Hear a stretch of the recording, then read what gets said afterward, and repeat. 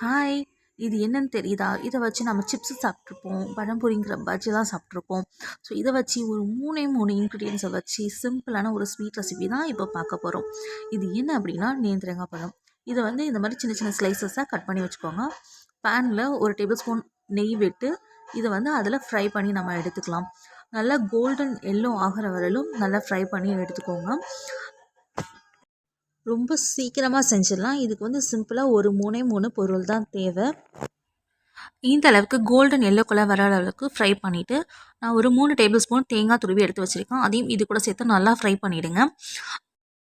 இது கூட 2 டீஸ்பூன் நாட்டு சர்க்கரை எடுத்திருக்கேன். அதையும் இது கூட சேர்த்து நல்லா ஃப்ரை பண்ணிடுங்க. நான் வந்து ஒரு பழம் தான் எடுத்திருக்கேன். ஸோ அதுக்கு தேவையானது இது போதும்.